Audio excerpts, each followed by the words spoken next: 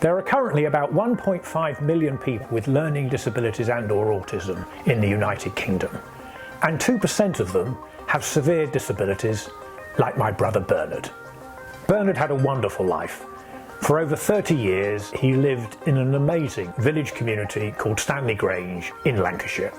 We were lucky because we estimate that over the last 20 years, up to 40 such village communities have been closed. And the care providers have used as justification for that closure guidelines contained in the Care Quality Commission's document, Right Support, Right Care, Right Culture, in which they say they will not register or favourably rate congregate settings. Congregate settings being their words to describe village communities. One of the main roles of the CQC is to inspect social care. When inspecting providers, they use the Quality of Life tool, which we think is excellent. It has 17 different criteria, and among those are those focusing on meaningful activities, purposeful relationships, culture, control, and choice for people over their lives. After inspections, inspectors write a narrative report and give the provider a rating, either inadequate, requires improvement, good, or outstanding.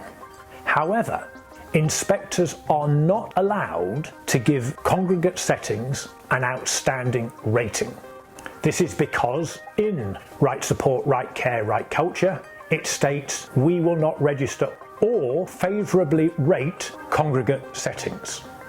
However, we have discovered that many of the CQC's own inspectors are ignoring this guidance and awarding outstanding ratings, the highest possible, to congregate settings. We have examined all the most recent CQC inspection reports of residential services for adults with a learning disability and/or autism which were awarded an outstanding rating.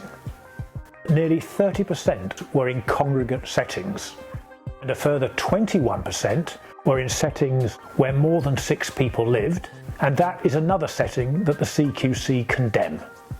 That's nearly 100 different providers of care and accommodation who the CQC's own inspectors record as providing an outstanding quality of care for their residents. So why is the CQC trying to eliminate these types of provision when the CQC's own inspectors say they deliver outstanding care? It seems absolutely bonkers if it wasn't so tragic.